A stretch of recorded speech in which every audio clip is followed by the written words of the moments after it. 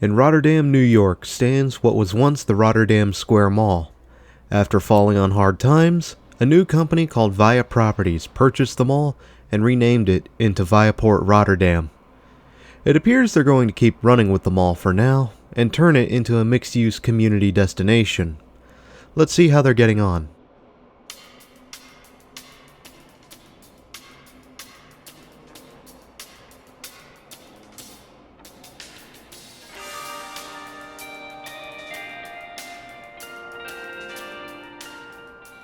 ViaPort Rotterdam started out relatively late to the party in September 1988, originally known as the Rotterdam Square Mall.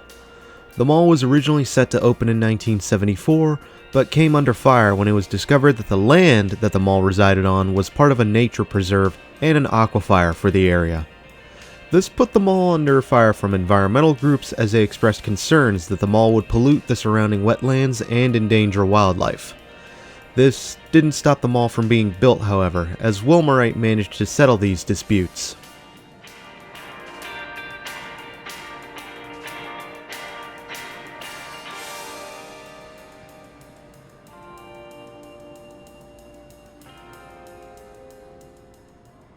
As some side trivia, if you know where to look on the mall property, and I didn't, you can find a small family graveyard, preserved and fenced off.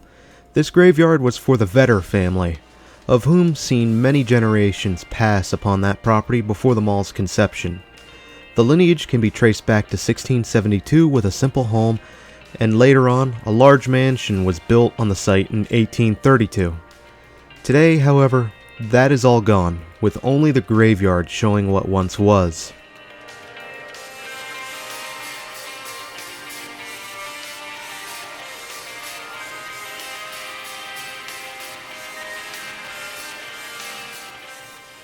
Hess's, Kmart, and Sears would make up the anchor lineup of the mall, with a cinema serving as an entertainment option. TJ Maxx would also be part of the mall as a junior anchor. Although a bit more of a unique lineup, the mall would hold up quite well on opening day. Rotterdam Square is also said to be the mall that killed the now gone Mohawk Mall, according to locals who grew up in the region, with Wilmerite neglecting the Mohawk Mall to the point of collapse before it was finally closed and demolished.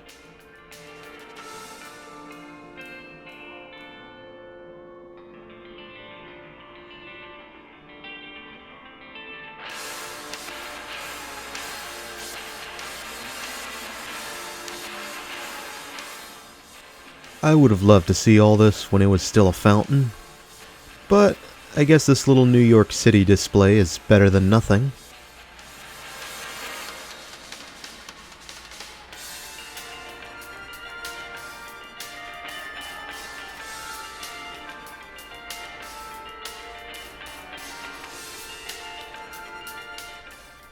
Early on, Hess's would turn over to Filene's, and in 2005, Filene's would change over to Macy's. In 2004, Wilmerite would sell the Rotterdam Square Mall to Macerich, and in 2005, again, there was a rather bizarre assault case that broke out when a teenager attacked a mall Easter bunny. The teenager reportedly jumped the bunny and caused $600 in damage to the mascot suit. No motive was found for the attack, with the teenager being charged with criminal mischief and harassment, among other things. The man wearing the suit reportedly took the incident in stride and made it out with no injuries.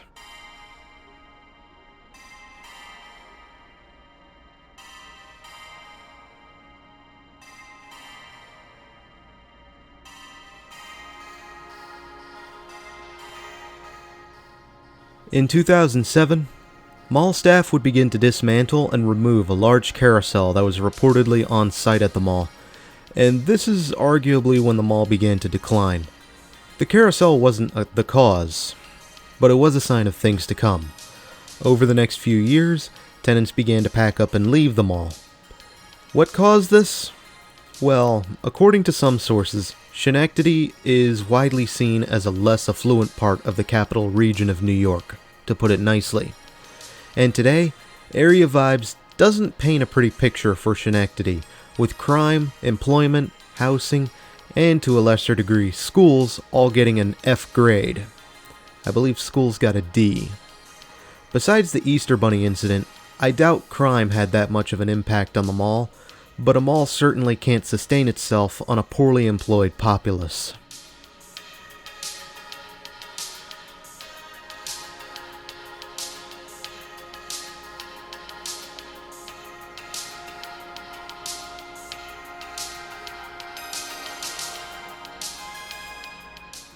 It would take a while before the anchors began fleeing the mall, with Macy's being the first to leave in 2015.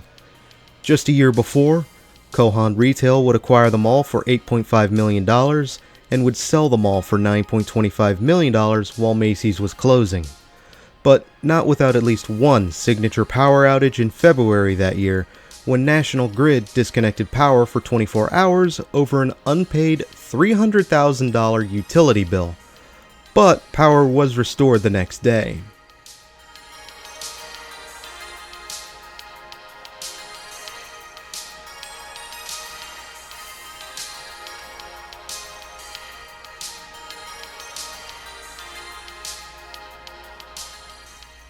Via Properties would acquire the mall from Kohan Retail, and would then rename the mall in 2016 to ViaPort Rotterdam. They had plans to invest $10 million into the mall with intent to bring exterior upgrades, interior improvements, a large aquarium, and even a new entertainment center. So far, so good. But then, in July 2016, Sears would close its doors for the last time. Meanwhile, the former Macy's building would get repurposed into a State Department of Taxation and Finance.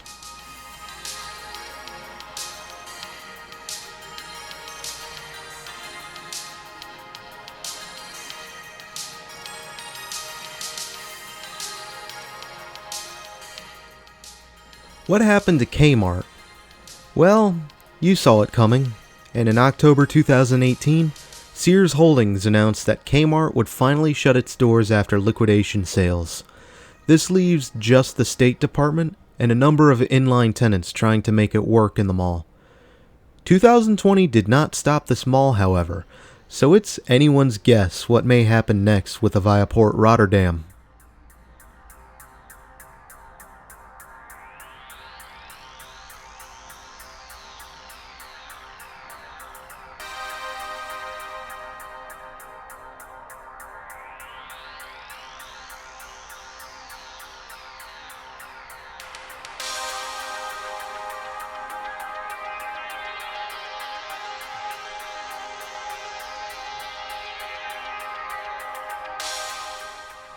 It is interesting to see how little the mall has changed since day one. Sure, the exterior has been updated with minimalist facades and depressing gray colors over the mall entrance, but inside, you still have 80s earth tones, planters, and what used to be a fountain in the center court. The display in that case was kinda neat, but I would have preferred to see and hear rushing water in the center court. But what kinda makes up for that are all the storefronts that are still intact here. Smaller businesses dot the mall here and there, as well as some services, but the vacant ones still have a charm of their own. Lots of diversity in the way the storefronts are designed too. My particular favorite, which you might have seen earlier, is this red storefront that looks like a metal industrial setting.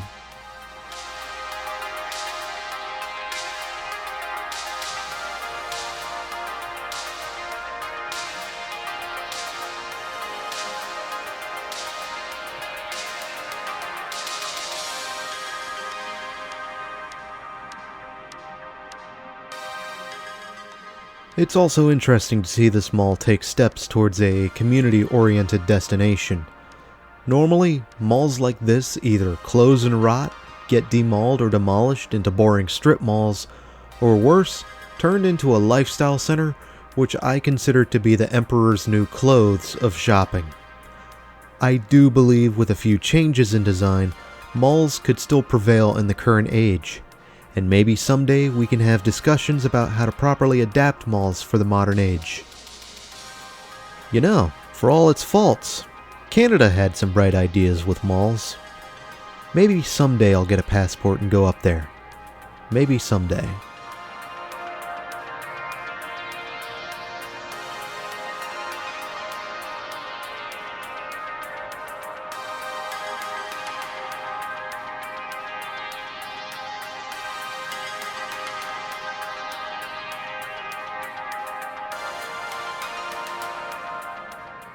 So overall, ViaPort Rotterdam is an interesting transition from premier boutique retail towards a community-oriented mall. While it still has a ways to go, I do think it's a decent start for playing the cards you have been dealt with. The hard part in all this will be filling in the anchor spaces, however, and above that, you would need to get something that will draw people in. And what is going to draw in the surrounding region back to this mall? Maybe some locals can discuss that front. We already have the building, so we may as well deal with what we got.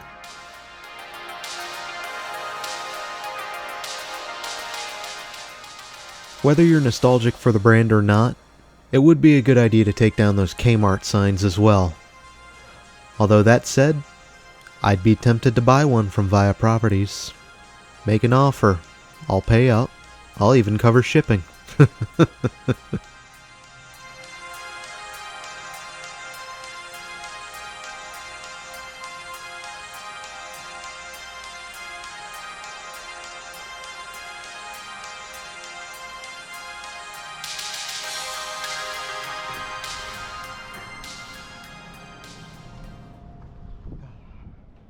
Thanks for having me, Rotterdam and Schenectady. And until next time, this is Doomie Grunt wishing you, and the ViaPort Rotterdam, farewell and good luck in the future.